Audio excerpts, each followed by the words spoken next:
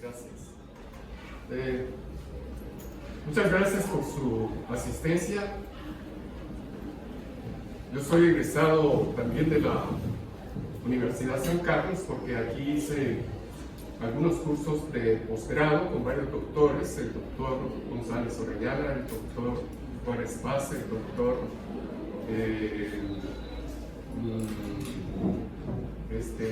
español Salvador Aguado, la doctora Ramazzini, el licenciado Murrio, algunos quizá todavía conocen al licenciado Murrio, y otros doctores que nos impartieron cursos de posgrado. Y también pues soy egresado en el sentido de que di mi examen de incorporación a la Universidad San Carlos para obtener la licenciatura que había alcanzado en la Universidad Pontificia de Roma. En este edificio, que ahora está rodeado de tantos otros edificios que yo ya desconocía, en ese edificio me encontré muchas veces en esos tiempos en que todo era más tranquilo. Yo conocía bien, me dirigía a la rectoría y que cerca ya estaba el edificio de la Facultad de Humanidades. Ya entraba porque llegaba para gestiones y trámites durante un tiempo en que nuestro centro de estudios de filosofía era una extensión del departamento de filosofía de los San Carlos. Tenían nuestros estudiantes inscritos aquí. Entonces tenía por cuestiones de trámites, gestiones. Cuando Patricia, y disculpe que la llame así, era todavía una estudiante de como segundo año de filosofía con el licenciado Matagavidia y con todos aquellos profesores de aquel tiempo, así que era Patti, la Patti, ¿verdad? Bien, voy a comenzar sin más nuestra disertación. Mi anhelo es que con la finalidad de esta charla es un poco como decir casi profética, en el sentido de que sin perder lo académico, tengo yo el interés de que la gente conozca esto que se llama bioética para su propio bien, para una sobrevivencia humana, para un futuro mejor de la humanidad, para una mejoría de la misma sociedad, de tal manera que soy como una voz cantante como una especie de interés y misión en cuanto a esto, sin que presta su valor todo el aspecto académico. Y por tanto esta es parte de la finalidad de esta disertación, de esta charla. Además, es como que si en este momento yo, ante un personaje que se acerca, que se llama bioética, le dijese a esa dama muy joven, ya les diré por qué es muy joven, la bioética, le preguntara, bueno, ¿y usted quién es? ¿De dónde viene? ¿Cuál es su origen? Señora bioética, ¿cómo surgió usted en la vida? ¿Cuál es su objetivo? ¿Cuál es su objeto de estar aquí, en esta tierra? Mi distinguida dama bioética. ¿Cuál es su objeto? ¿Cuáles son sus principios que usted maneja? ¿Cuál es el método que usted tiene para acercarse a las personas? ¿Cuáles son sus características? ¿Qué es lo que usted quiere, distinguida dama bioética? ¿Qué es lo que usted quiere? Por aquí le diría, hay algo que tiene que ver con usted. Esta pequeña oveja que está aquí, creo que tiene que ver con usted, señora y distinguida dama bioética. Bueno, es así como la finalidad también de esta de esta charla, que ustedes conozcan de esto. Muchos ciertamente conocen bioética, su etimología, problemas que están relacionados con bioética, tal vez algunos personajes o celebridades o autores que escriben sobre esto, algo sabrán seguramente, pero yo quiero pues participarles y comunicarles algo más acerca de esta dama, la bioética. Hoy es el Día Mundial de los Enfermos, 11 de febrero, de los enfermos. Es un día consagrado a los enfermos. Y no hay quien no ha estado enfermo alguna vez o que no tenga enfermos. Yo comenzaría preguntándoles entonces, mire, cuando usted tiene un enfermo en su casa, ¿quiénes entran en la atención de este enfermo? Puede ser enfermo grave, un tumor, un cáncer, una próstata, puede ser que ese enfermo tenga riñones poliquísticos, que ya sus riñones ya no funcionan. Se puede tratar de un enfermo o de una madre que ha sufrido lo que se ha llamado la chikungunya, y ella teme que su hijo pueda nacer con microcefalia y entonces está preocupada. Se puede tratar de cualquier otra enfermedad. Ahora está el coronavirus, el virus ese que ya va matando casi 1000 personas y han contagiado varios miles. Entonces hay una preocupación. ¿Quiénes son los que entran dentro de esta preocupación o dentro de la atención a este enfermo o enferma? Les he dicho algunas enfermedades, pero podrían casi multiplicarlas. Por ejemplo, una hepatitis. Puede ser una enfermedad incluso extraña, de esas desconocidas. Aparte del propio enfermo y de sus familiares, díganme ustedes, libremente, si quieran participar, quiénes son los que tienen que ver con esa enfermedad, ese enfermo, no solo en el presente, es decir, en estos días está el enfermo por ahí, sino en el pasado, en el presente e incluso en el futuro. ¿Qué personas, qué instituciones, qué técnicas, qué instrumentos tienen que ver con algunas de esas enfermedades que he nombrado tanto para nombrar alguna, ¿no? ¿Quiénes son los que entran en juego? ¿Quiénes son los que van a entrar en el escenario? Además de este pobre enfermo, esta madre que ha sufrido el chikungunya, o además de sus familiares. ¿Quiénes son? ¿Qué ciencias o qué disciplinas entran en estos casos?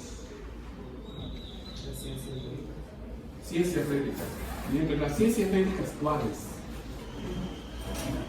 Miren que yo, haciendo recuento de todos los especialistas que visito, y visito muchos o me doy cuenta de otros, mire, hay una fila, hay una lista de especialidades entre las ciencias médicas que es asombroso, que quizá aquí en Guatemala ni siquiera se trata,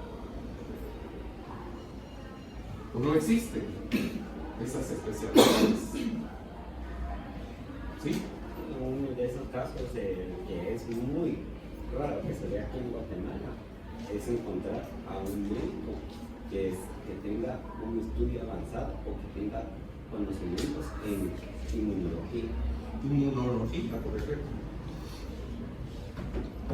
Y que sean ciencias, me refiero sobre todo a ciencias, es decir, a especialidades subdivisiones o que derivan o que están dentro de lo que llamamos ciencias médicas.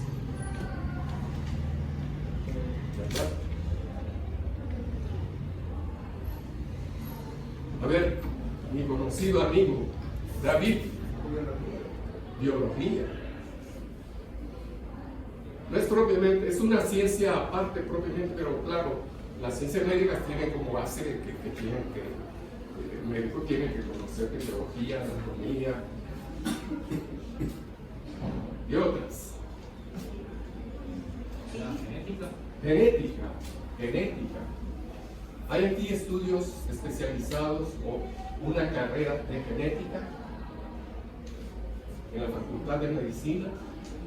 No la hay. Un alumno nuestro, casi compañero de Alejandro Leal, casi compañero del licenciado Freire Estrada, tuvo que ir a estudiar, el costarricense, tuvo que ir a estudiar genética a Alemania, ni en Costa Rica. ¿Verdad?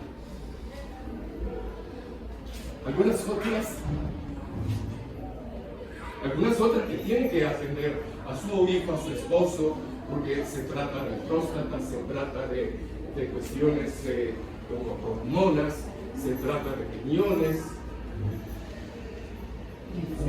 nefrólogo, gastroenterólogo, proctólogo, traumatólogo, neumólogo, oftalmólogo, odontólogo, neurólogo es la última que viste. Yo he ido a varias de esas, a varios de esos ya he ido y me han atendido. ¿Ya? Además de biología, bioquímica, genética, ecología. Bien. Y para esto, naturalmente, se necesitan especialistas. Están los médicos, los asistentes, enfermeras, están los investigadores, los que se dedican a la investigación en cuanto a todo este panorama de enfermedades. Pero además, ¿creen ustedes que ellos se contentan o se quedan con un diagnóstico, un pronóstico, una curación y punto? ¿Quiénes otros más entran? Psicólogos. ¿Sí?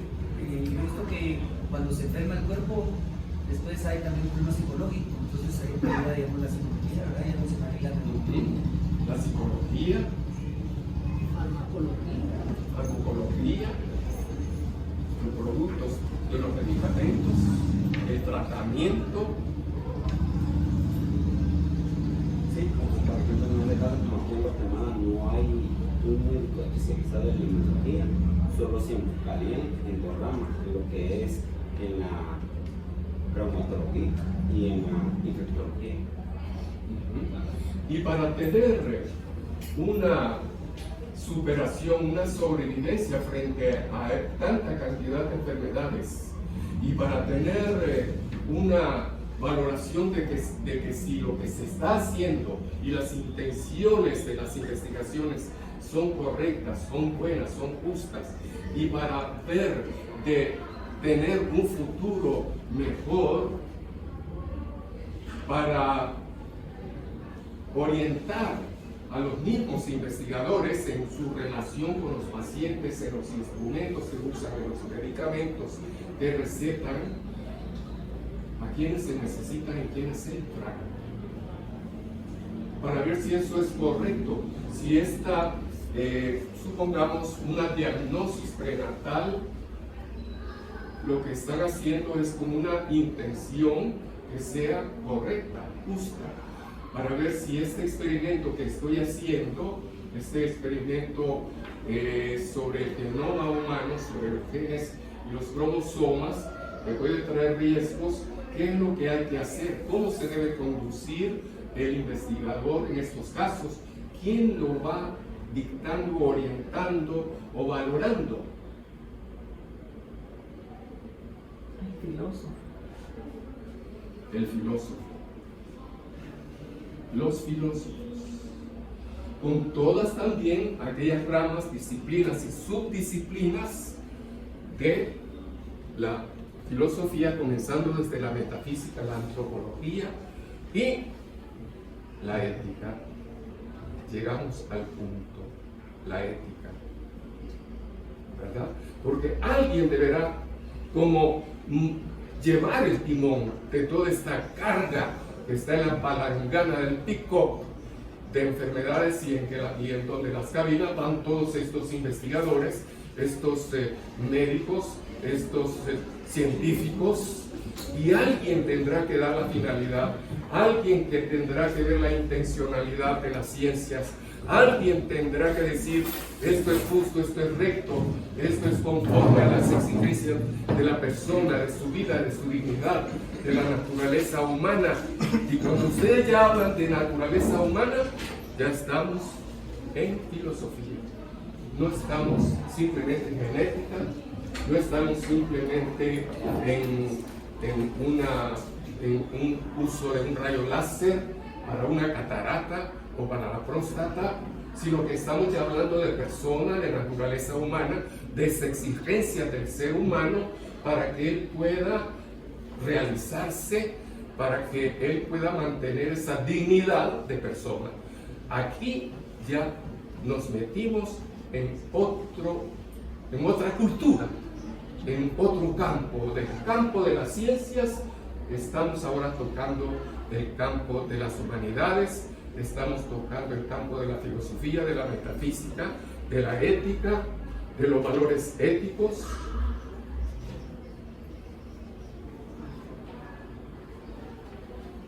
Vamos entonces a seguir un orden. Lástima que el tiempo, mire, a mí me come. Vamos a seguir un orden. Esta charla, esta conferencia, estaba titulada Cuestiones históricas y epistemológicas en bioética. Entonces, comencemos con las cuestiones históricas. Voy a enumerar qué es lo que vamos a hacer y tratar, y después lo abordaremos. Cuestiones históricas, los cambios y acciones e intervenciones humanas desde en el campo de las ciencias en años pasados hasta los últimos meses. Luego, los problemas epistemológicos. Y para esto, por tanto, el primer tema será abordar todo ese recorrido histórico de los cambios y nuevos avances científicos en tres épocas: los pasados, a partir de más o menos el año 1960 hasta el 2013, los más recientes desde el 2013 al 2017 y los últimos desde el 2018 al 2019. Y ahí vamos a ver toda la parte, lo que es las ciencias y su avance, las ciencias experimentales, sobre todo las ciencias médicas. Todos estos avances siempre interrogan y cuestionan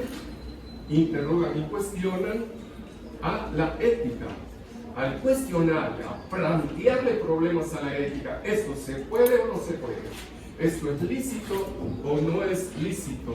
Miren, amigos, por aquí hay unas tiendas. Muy bien.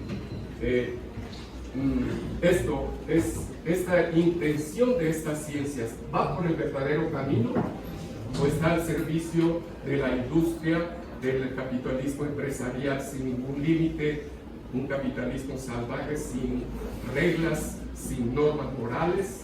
Está subordinado a eso que llaman las competencias para servir a las grandes empresas. ¿Está correcta esa dirección que tienen todas estas ciencias? Y entonces allí, ante estos planteamientos hechos a la ética, va a surgir la dama de la cual les vengo hablando, es decir, la bioética. Y al tenerla ahí presente vendrán las preguntas que al principio le formulé a esta dama que entró. ¿Cuál es su origen? ¿Cómo se llama usted? ¿De dónde viene? ¿Cuál es su objeto? ¿Cuál es la verdad que usted trae? ¿Con qué método usa esta verdad? Y entonces estaremos planteándonos los problemas epistemológicos para ver si esta dama está autenticada como ciencia y cuál sea su puesto dentro del concierto de las ciencias con sus objetos, sectores, finalidades y características. Eso es lo que le vamos a preguntar entonces a ella. ¿Cuál es su origen? ¿Cuál es su finalidad? Y ella me va a responder: yo tengo que hablar acerca, yo vengo a comunicarles, yo vengo a presentarme aquí con toda la fuerza que me da la metafísica, la filosofía, la ética, para responder a todo lo que se refiere moralmente a la vida, a la salud, al ambiente. ¿Y usted para qué hace esto? ¿De qué manera lo va a hacer, señora y digna amiga mía? Porque ya es amiga, la bioética. Para eso escribí 2 libros. Uno de Una moral para los jóvenes con aplicaciones pedagógicas y que también se llama de bioética. Entonces ya es amiga. Y ella me va a responder: para esto yo voy a poner en diálogo, en relación, estableciendo puentes entre lo que son el mundo científico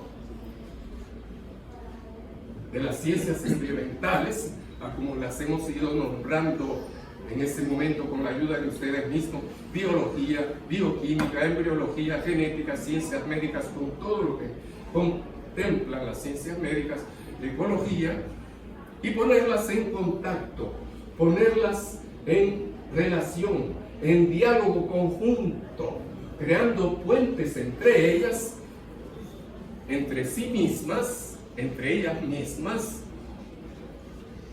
con lo que son las ciencias humanas, humanísticas, las humanidades, la filosofía, la antropología, la ética con su moralidad, los valores humanos, el derecho, las ciencias sociales, incluyendo, y ustedes me dirán: ¿pero por qué?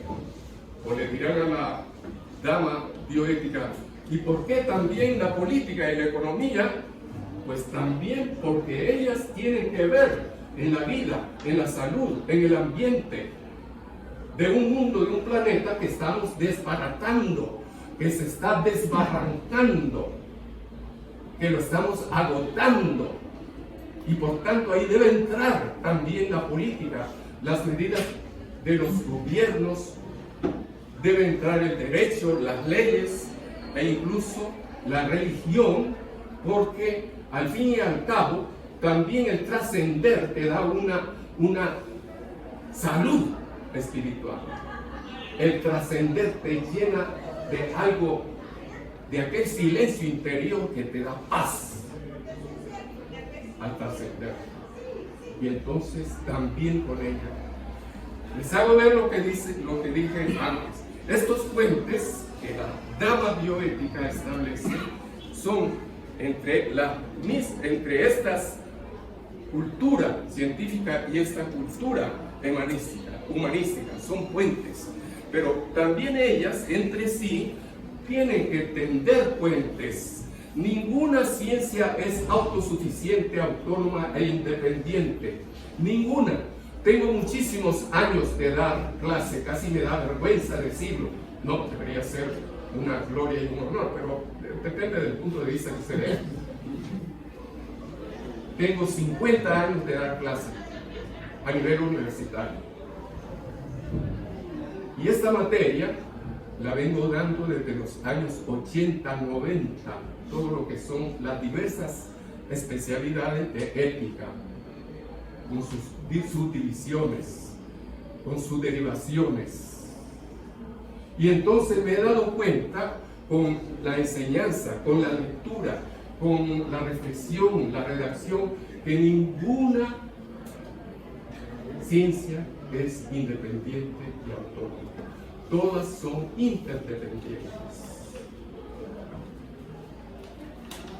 Y ninguna de las disciplinas filosóficas podemos decir que sea independiente.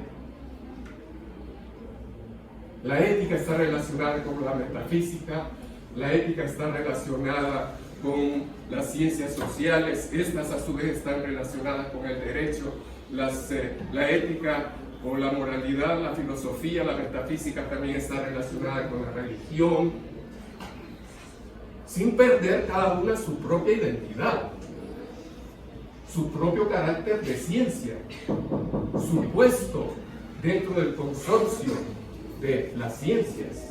No la pierden. Eso es entonces lo que nos responde esta dama, la bioética. De esta manera, dice ella, yo lo voy a hacer. Muy bien, entonces,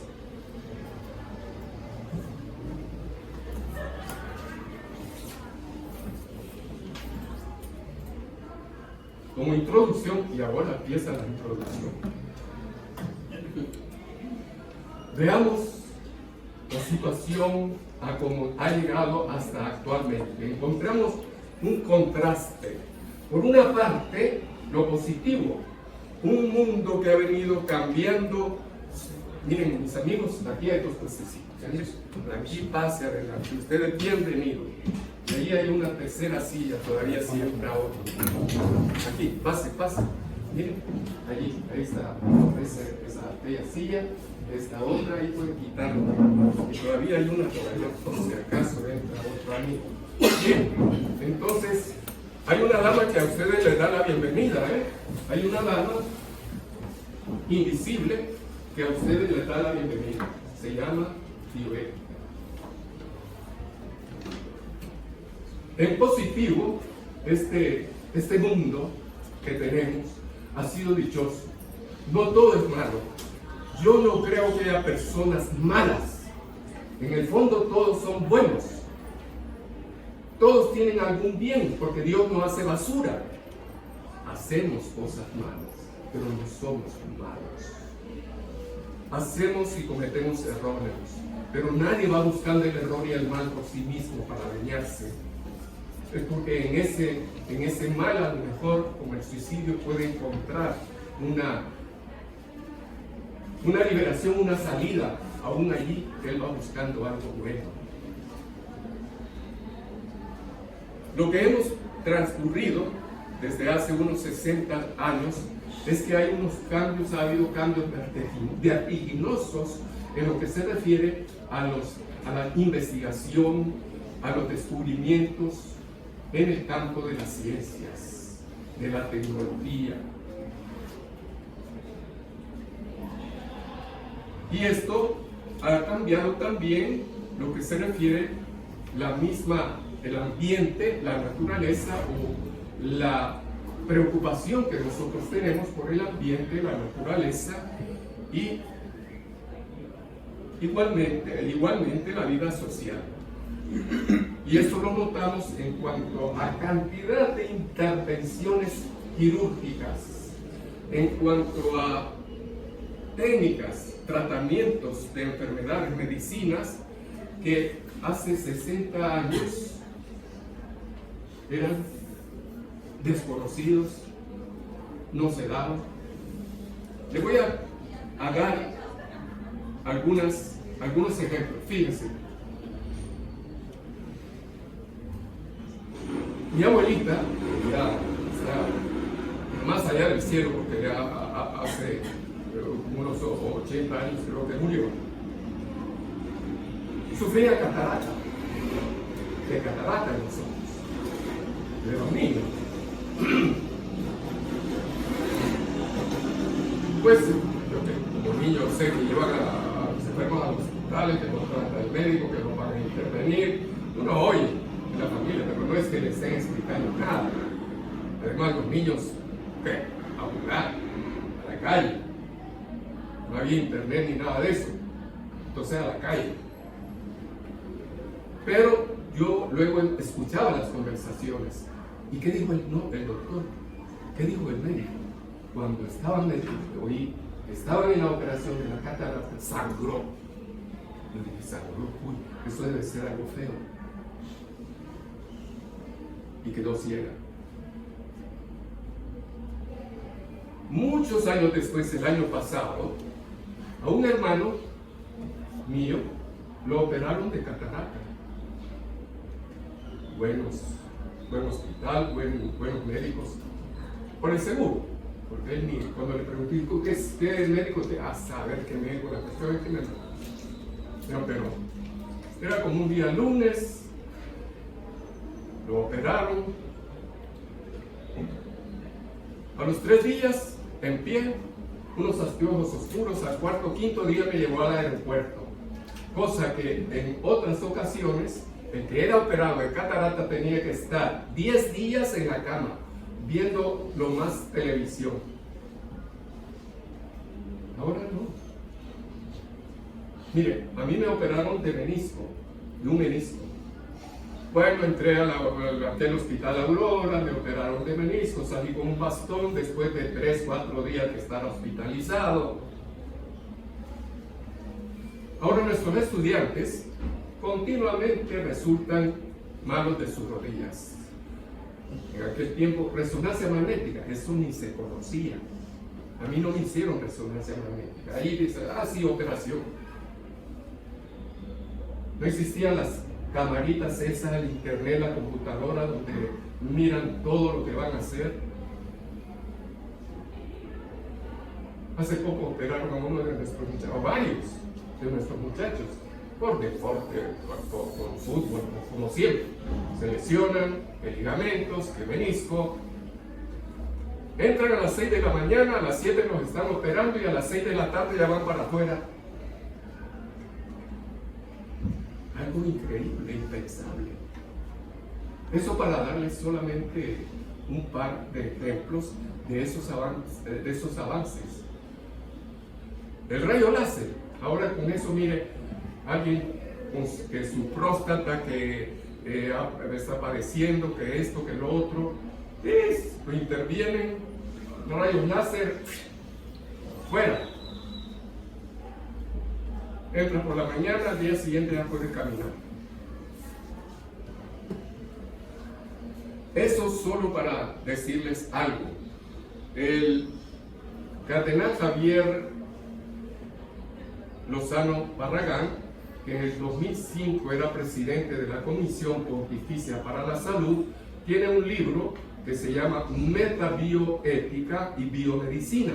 Y él, en sus primeras páginas, comenta o hace referencia a estos cambios diciendo que la ciencia de la salud ha progresado en estos últimos 60 años más que en los 500 años anteriores.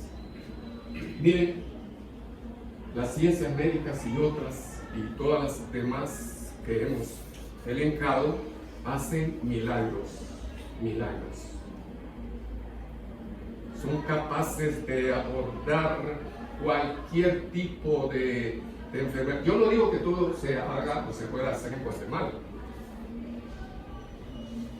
Aquí apenas, en cuanto a trasplantes, apenas llegamos a la trasplante de riñón. Y ahora, actualmente, hay trasplantes, como lo veremos, de cualquier parte y órgano del cuerpo, menos del cerebro. Ya lo veremos.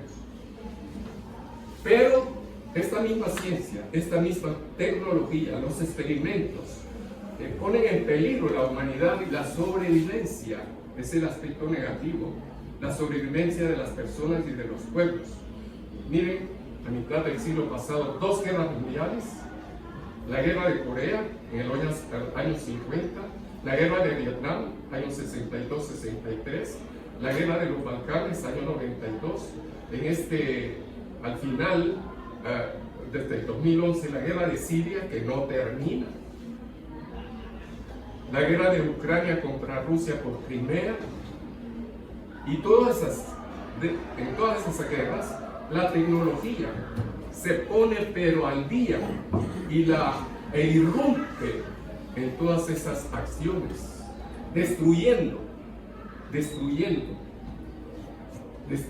cosas materiales, destruyendo vidas, al igual que todo lo que son las pruebas nucleares, el cambio climático, la emisión de gases, la misma industria que con cierta prepotencia lo que le interesa es producir, no sea cómo, no importa cómo, para que consuman de todo,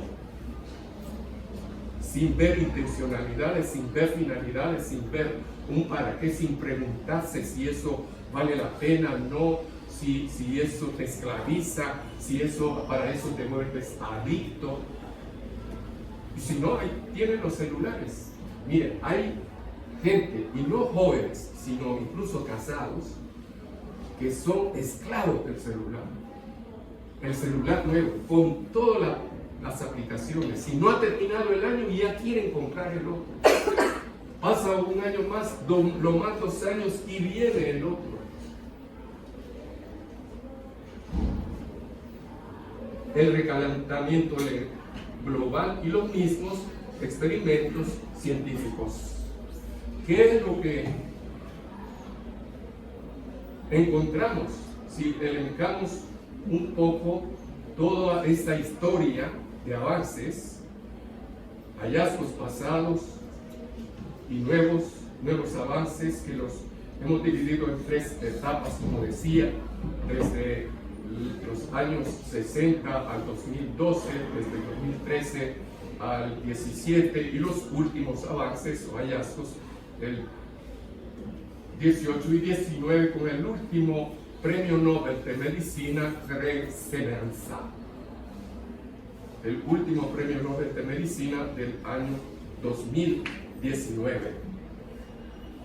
Naturalmente que ha habido siempre un acompañamiento en cuanto a las intenciones de la ciencia, en cuanto a las dimensiones morales de las ciencias, en cuanto a la valoración moral de los mismos experimentos y hallazgos científicos, ha habido un acompañamiento. Es decir, no han estado solas todas estas ciencias. Y allí tenemos, por ejemplo, a mitad del siglo pasado, que ya está la Escuela de Frankfurt, los filósofos de la Escuela de Frankfurt, que hacen una crítica tanto al marxismo como al capitalismo liberal, señalando, urgiendo cuáles son las intenciones, las intencionalidades que deben tener las ciencias y cómo los avances y la misma ciencia no deben estar divorciadas de los valores morales y humanistas. Eso va a haber más. Mitad del siglo XX. Mi amigo, aquí pase, usted adelante. Va a haber más. Pero a la par están también los comités de ética de las universidades y hospitales, dentro de lo que es los académicos anglosajones y del centro Europa, centro europeos. Esos han sido los pues, de avanzada en cuanto a esto, en cuanto a esta dama, la bioética. ¿Quiénes? Propiamente ingleses, alemanes, suizos, austríacos, norteamericanos. Posteriormente se han añadido también comités de éticas y de hospitales en otras naciones, pero más recientemente. Los primeros han sido ellos, los que han abierto la brecha. Y ahí veremos los nombres, no para que ustedes se los aprendan a las fechas en las cuales ellos escribieron, o los libros o las obras que escribieron. Después de un año yo mismo ya me olvidé de eso, aunque tengo buena parte de libros y también mis apuntes y los escritos que yo también hago, o los artículos que escribo.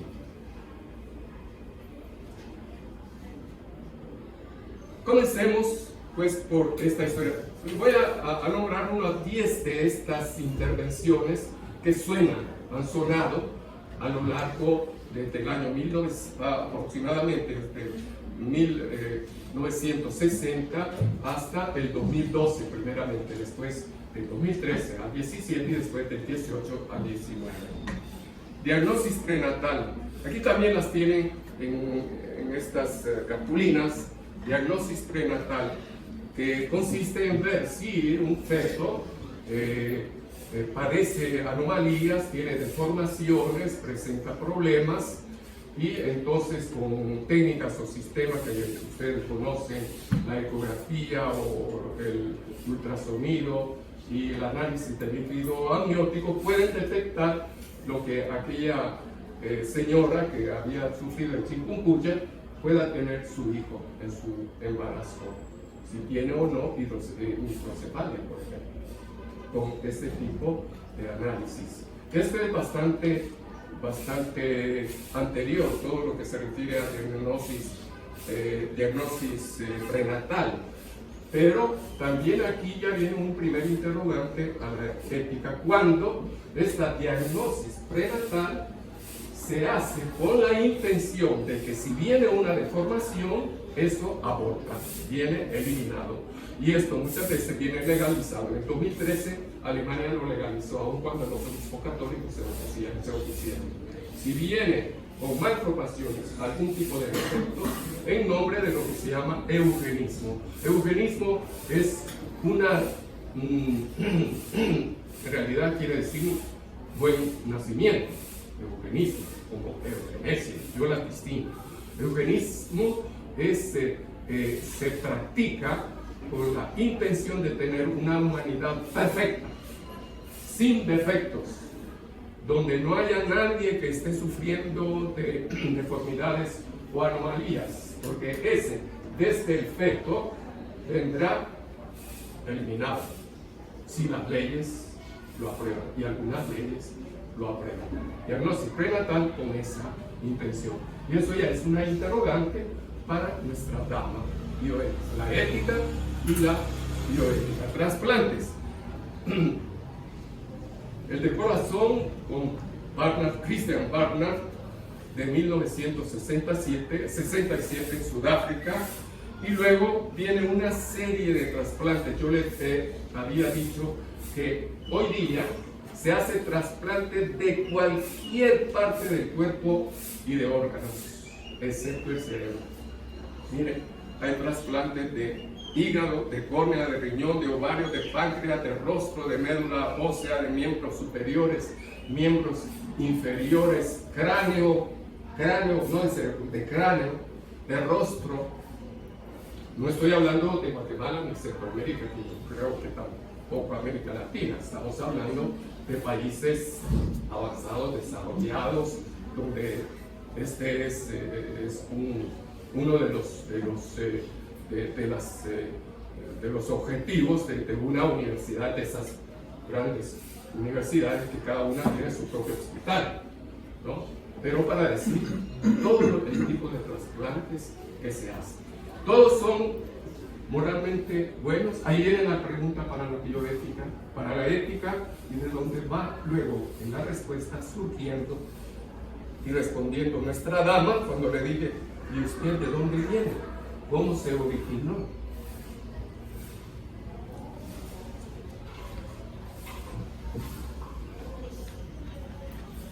Incluso hemos llegado a los signos trasplantes, que es utilizar órganos o tejidos de animales, por tanto son algo extraños, seno, como xenofobia, fobia hacia los extranjeros, hacia lo extraño, y utilizarlos para curar o sustituir órganos o tejidos del ser humano. Senotrasplantes. De esto, aún antes de que se dieran los senos trasplantes, ya había hablado el Papa Pío XII en 1956, dando orientaciones para cuándo sí y cuándo no.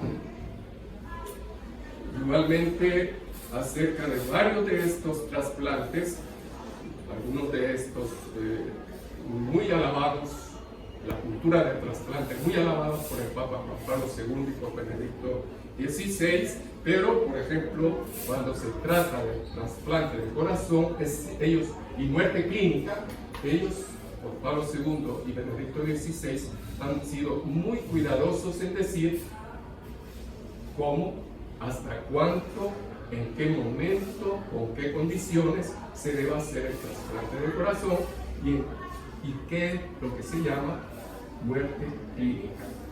No puedo explicar eso, desarrollar todo, porque el tiempo es muy corto. Fecundación in vitro, la FIDE, los doctores Robert Edwards y Patrick Stockdale,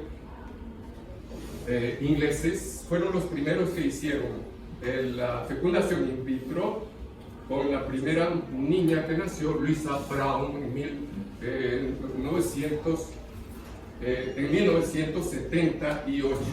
No sé si esto lo algunos aquí. En 1978, ya una encíclica, un documento del Magisterio de la Iglesia, el Adonum Vitae, en 1987, ya estaba hablando de la moralidad o no, o si es moralmente bueno o malo, la fecundación in vitro. Esa tiene su técnica, hay de dos clases, heteróloga y homóloga, pero tampoco puedo desarrollar todo esto por la falta de tiempo. La madre de Louisa Brown era estéril, y luego Louisa Brown, cuando ya llegó a sus 30 años, se casó y tuvo su primera hija tranquila, no hubo problema.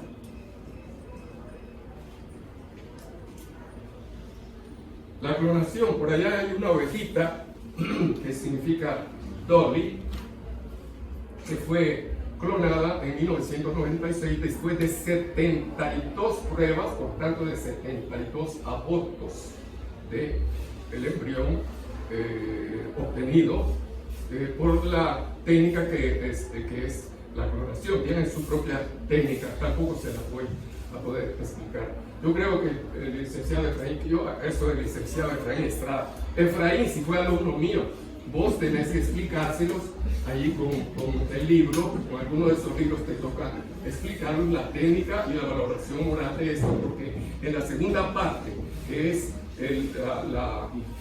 las cuestiones epistemológicas, lo que vamos a dar nada más son los criterios morales que son los que se tendrían que aplicar en todas estas intervenciones. Miren, siéntese por aquí, miren. Que se tienen que aplicar cuando se trata de cualquiera de estas intervenciones, de experimentos. Aquí hay una, mire, siéntese tranquilo. Le damos la bienvenida, mejor dicho, hay una dama que a usted le da la bienvenida de modo especialísimo, que se llama esa dama, apréndaselo bien, se llama bioética.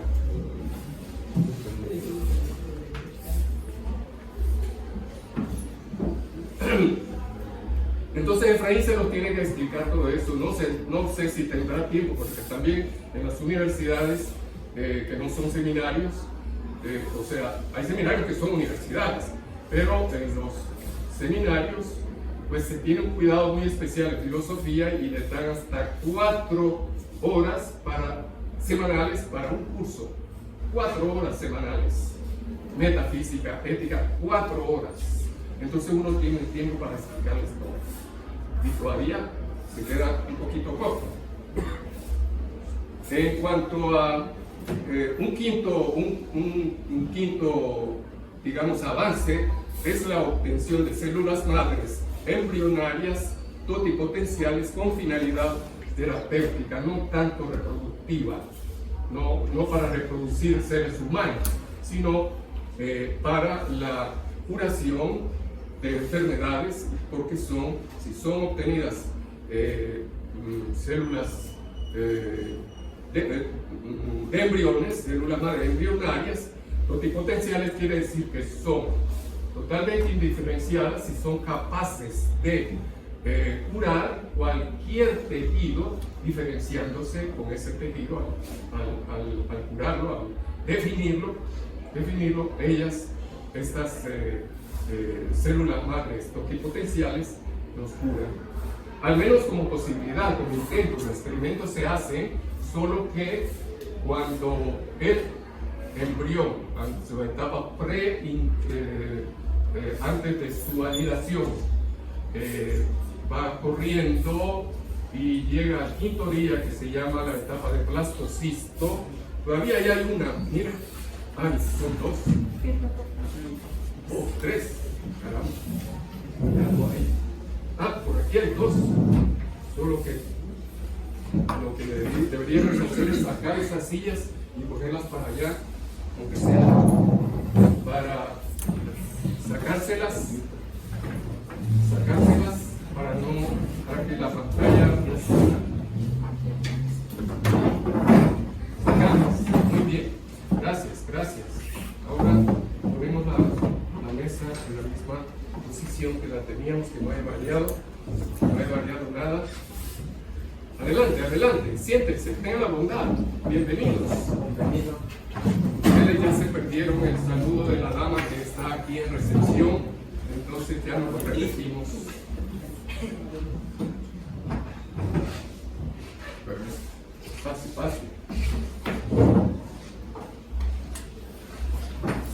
Empezaron los coreanos como en el año 2004 con estos intentos de obtener células madre totipotenciales. Las otras se llaman pluripotenciales. Esas no curan cualquier tipo de enfermedad, sino que solo algunas, por ejemplo, de la piel, lesiones en los músculos o en el corazón. Y para eso se ha pasado a obtener células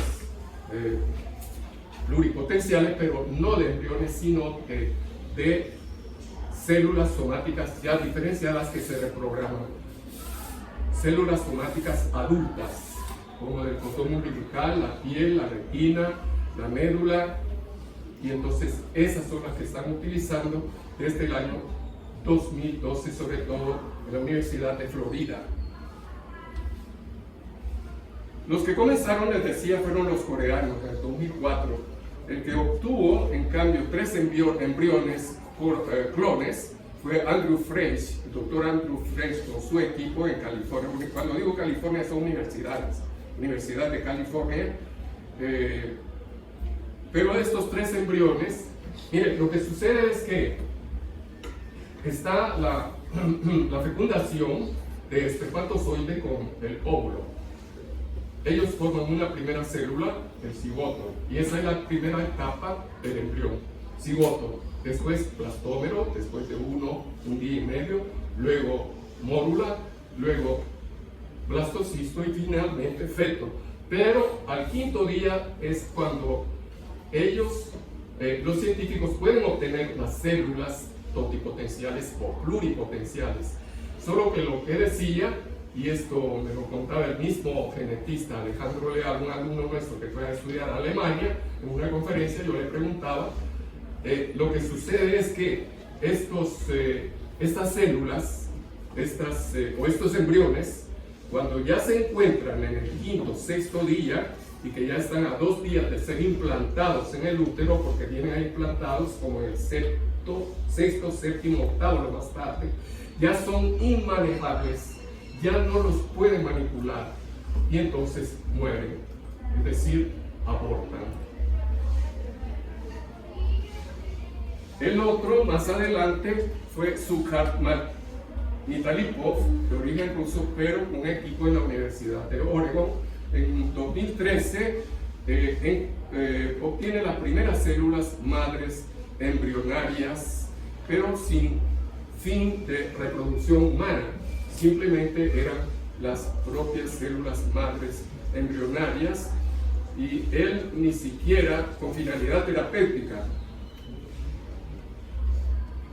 pero él ni siquiera propiamente quería obtener embriones. Lo que quería era que a partir de células epiteliales obtener las células madres, que en este caso quizás no serían totipotenciales, es decir, que curen cualquier tipo de tejido o enfermedad, pero sin saberlo y por tanto sin que la técnica estuviera totalmente completada, ellas mismas, las células epiteliales, es decir, de la piel, ellas mismas se clonaron.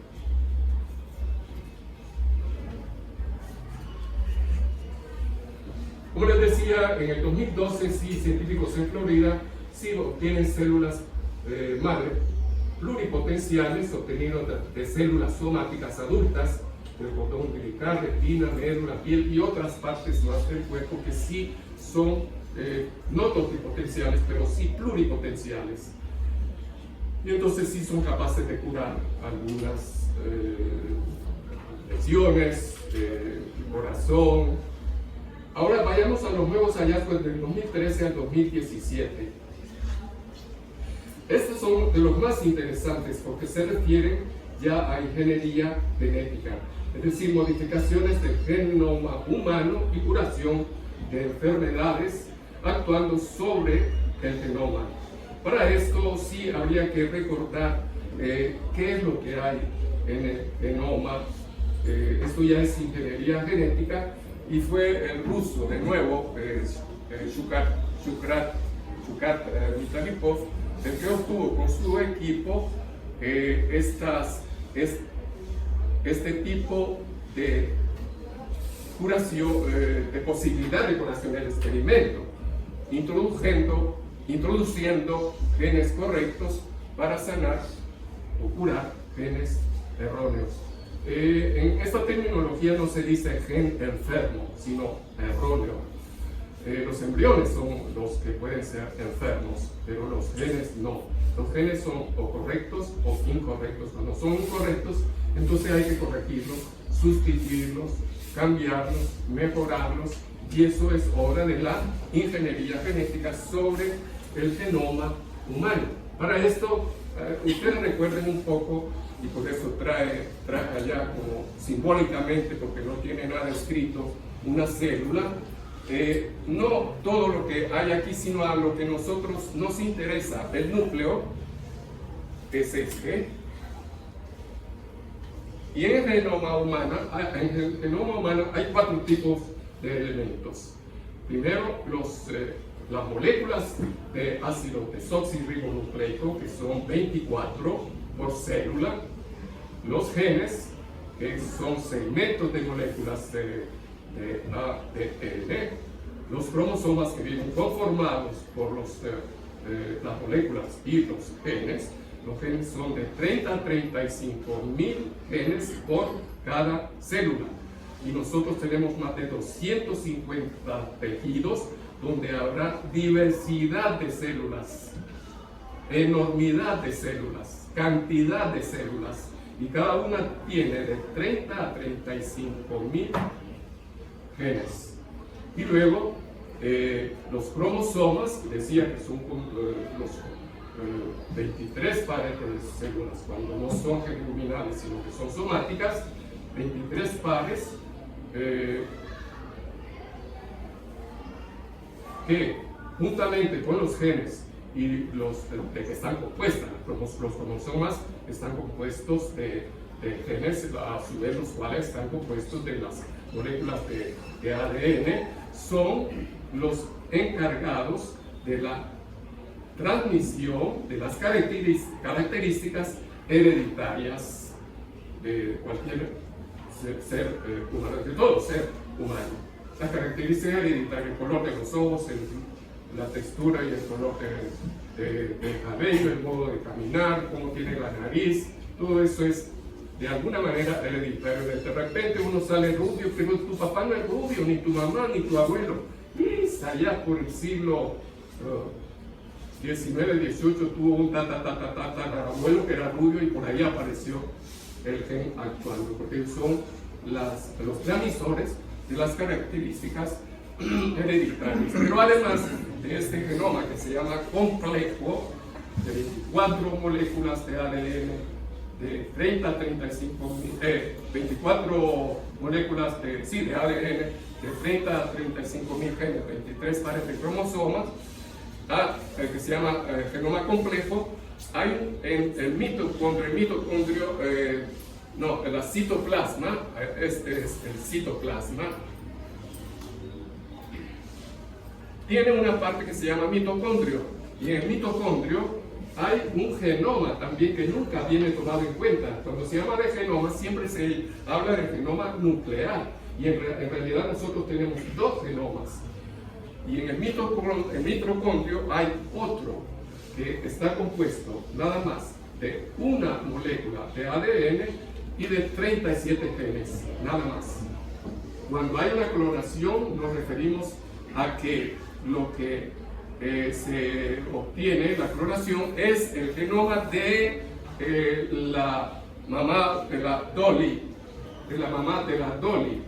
pero no se tiene en cuenta que no pasó el genoma el genoma simple mitocondrial, porque lo que se ha pasado en una transferencia para crear la clonación es nada más el núcleo que se incorpora, se transfiere al óvulo desnucleado.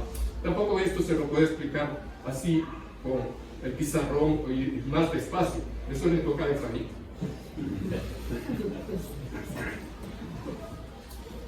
Entonces,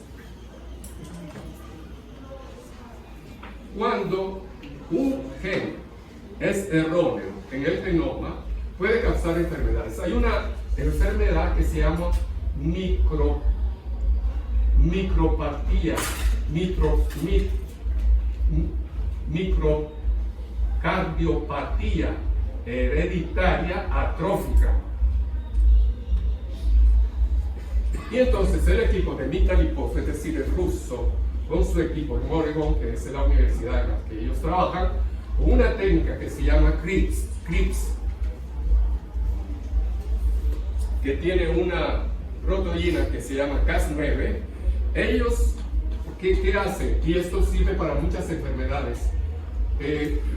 Hacen un paquete. Aquí viene explicado. Los científicos introducen los espermatozoides que tienen algún gen erróneo que causa esta enfermedad, microcardiopatía hereditaria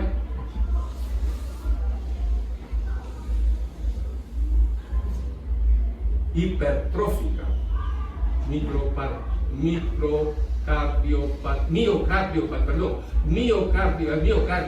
miocardiopatía hipertrófica hereditaria, que la pueden heredar, es hereditaria y puede causar muerte súbita en deportistas y jóvenes, y esto se hereda, ¿ya? Entonces ellos con esta técnica quisieron corregir ese gen erróneo de los espermatozoides. Entonces introducen los espermatozoides, algunos de los cuales tienen el gen erróneo, junto con la técnica que se llama CRISPR, y con la versión correcta del gen, o sea, un gen que es correcto. Eso, en lenguaje coloquial, lo empiezan a pasar de arriba para abajo, como las hilanderas o nuestras hilanderas en Atitlán, que tejen y pasan el uso, no sé qué maquinita de arriba para abajo para ir tejiendo, ¿no?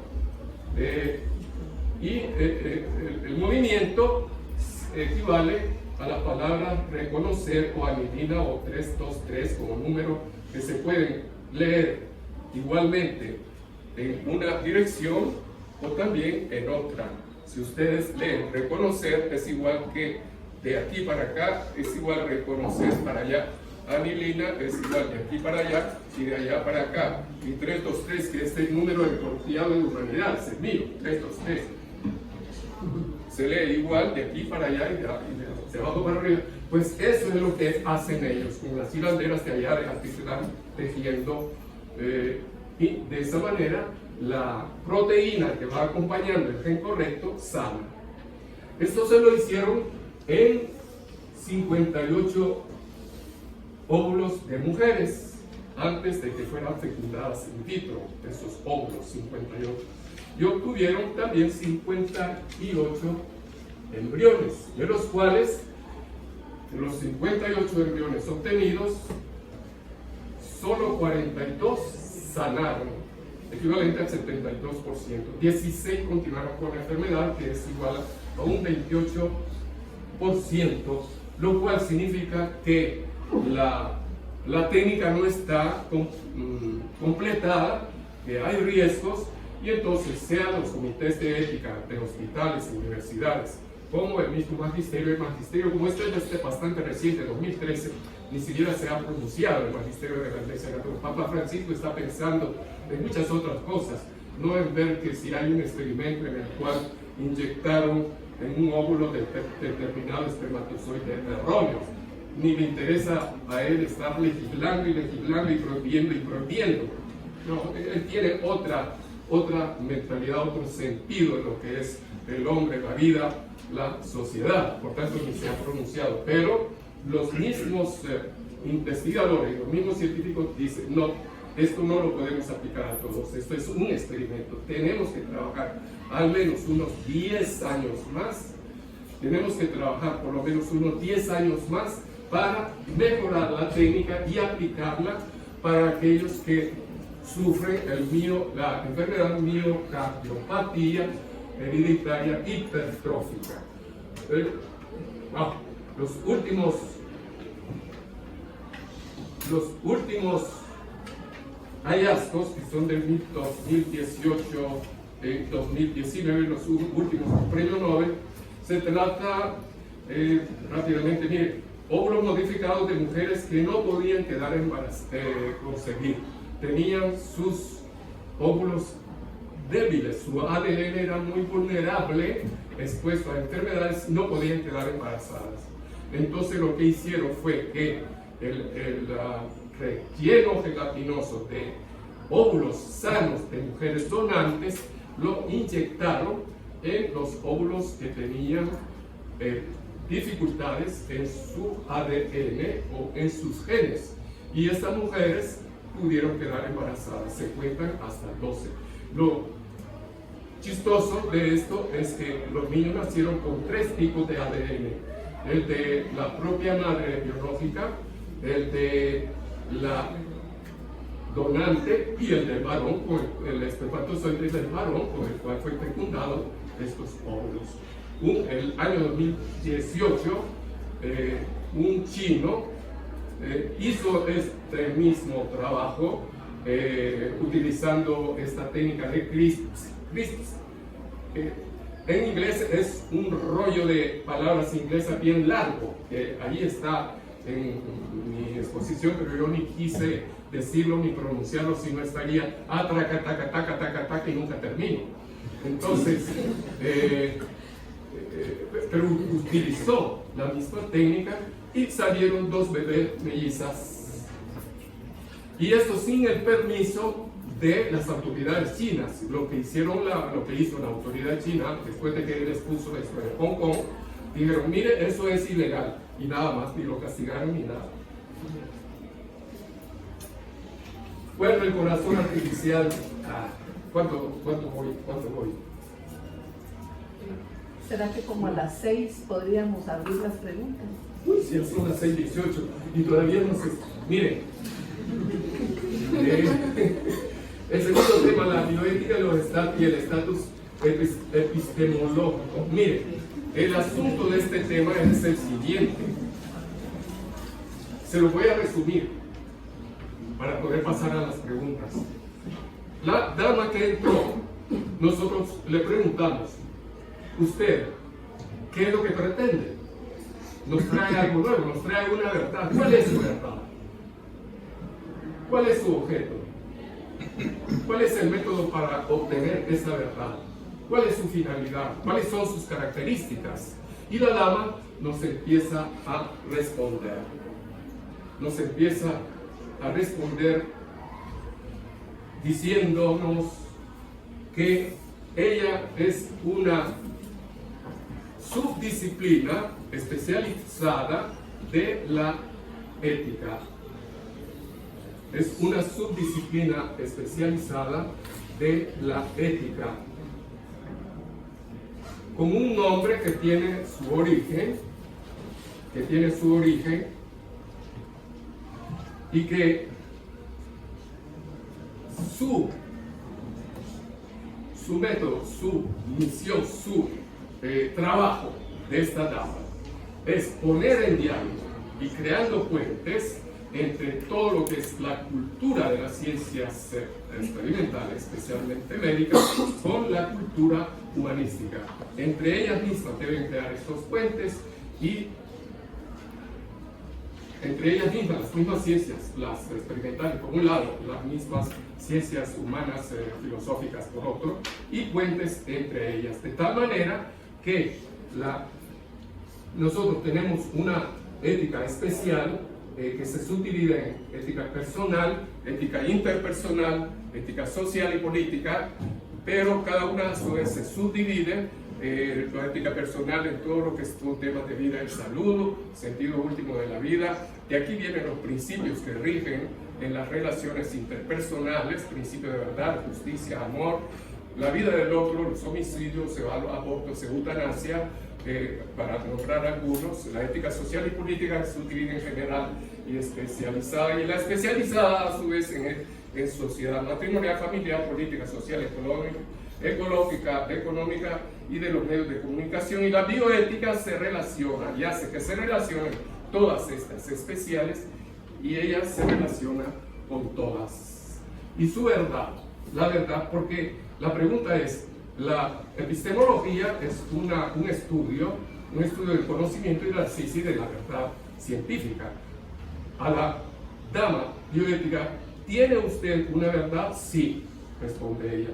Es la verdad acerca del hombre, de sus exigencias, la verdad de la naturaleza humana, de la cual nosotros tenemos unos principios y unos valores que nos sirven para orientar, para valorar todo lo que es las acciones de todas las ciencias experimentales, como también de las ciencias humanas, que también están interrelacionadas entre ellas, para una única finalidad: la vida, la salud, la mejoría del ambiente. Y esto fue realizado, pues miren, la cuestión está en que cualquier ciencia no se inventa de la noche a la mañana, sino que se desarrolla. Su desarrollo comenzó en 1926 con el pensamiento de este alemán protestante, pastor protestante y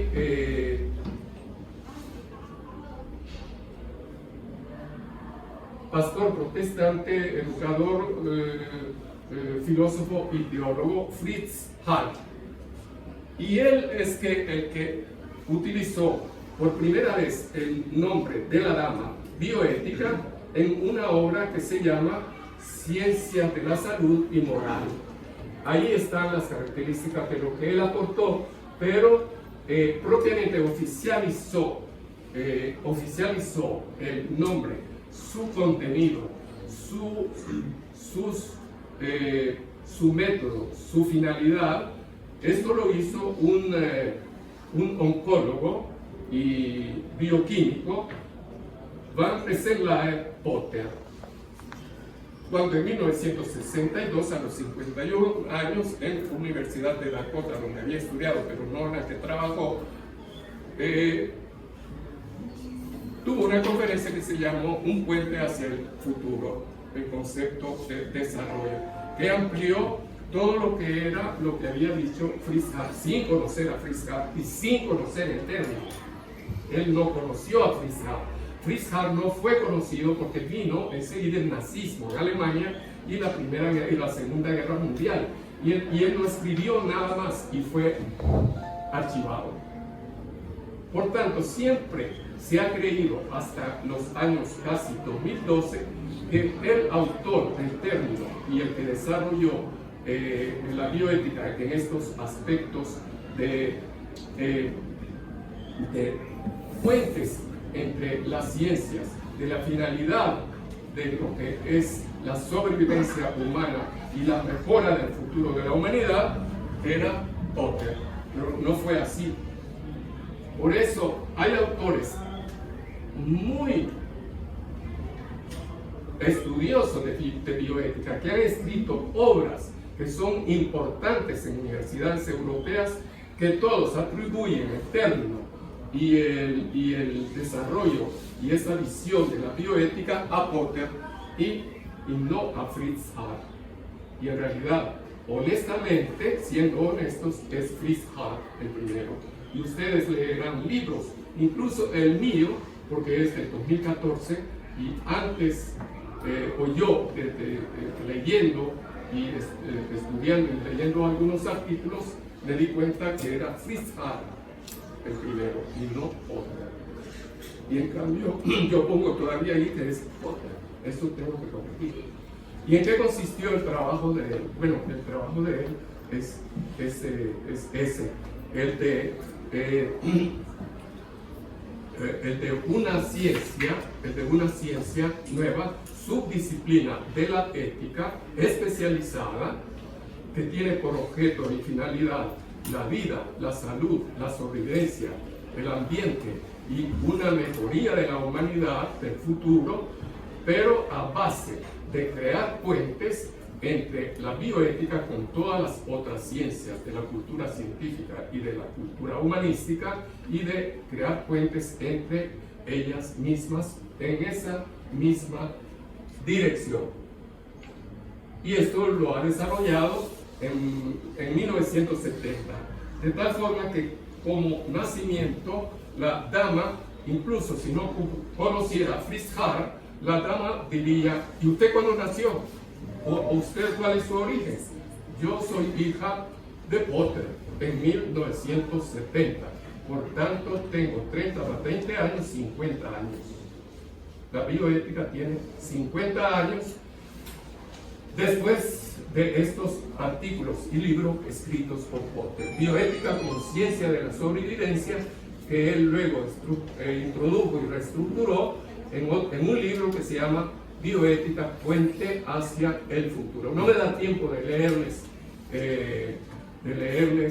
lo que él dice en su libro, una página que tengo por aquí, pero eso es lo que dice. Es necesaria una disciplina frente a la catástrofe que está dando de este mundo, que le estamos desbaratando, ante esta globalización que está acabando con nosotros, frente a intenciones de las ciencias en favor de las empresas como finalidad de alimentar empresas para que produzcan robots, equipos, instrumentos, medicamentos, y con ese ímpetu de la industria que produce para que todos consumamos. Entonces, de esta manera nosotros estamos acabando con este mundo, con este planeta. Por tanto, se necesita, dice él, esta subdisciplina, que es como el eje transversal de todas las éticas especiales, y actualmente quizá la más importante de las éticas especiales, porque existe ética, como les decía, personal, interpersonal, social, ética ecológica, ética profesional, ética empresarial, ética de los medios de comunicación. Esta sería la más importante actualmente. Y el mensaje, por tanto, es que esta dama está moviendo a científicos, a médicos, a alumnos, estudiantes, está moviendo a las instituciones, a las otras ciencias humanistas, el derecho, las disposiciones de política social, es decir, los planes de gobierno, la misma religión, para que todas converjan en favor de la vida, de la salud, del ambiente, para una sobrevivencia y para tener un futuro mejor y de mejor calidad de vida. Bueno, allí se me quedaron muchas cosas, tal vez en las preguntas ustedes me ayudarán a ir terminando. Por supuesto que esto lo hace porque esta es una corriente, hay otra corriente, otro enfoque, no solo el de Potter, sino el de André Hellegers, que habla de la bioética simplemente como una disciplina ética aplicada a la clínica médica, es decir, a hacer pronósticos de enfermedades, diagnosis, diagnósticos, pronósticos, curación y valorar moralmente esas, pero sin esa amplitud, esa solidaridad con la naturaleza y con el ambiente, sin ese esfuerzo de aunar, de poner en contacto todas las ciencias, tanto de una cultura como de la otra, con esa finalidad. Entonces, la definición, yo tengo una en este libro. Hay otro autor historiador que tiene otra en una enciclopedia norteamericana de bioética que más o menos dice, bueno, aquí lo tengo yo, es un estudio sistemático. Por tanto, es que el asunto del estatuto epistemológico es que sea verdadera ciencia, que sea un estudio ordenado, sistemático, con un objeto material, todos los hechos e intervenciones, con un objeto forman la moralidad de todos esos tipos de intervenciones, multidisciplinar, interdisciplinar,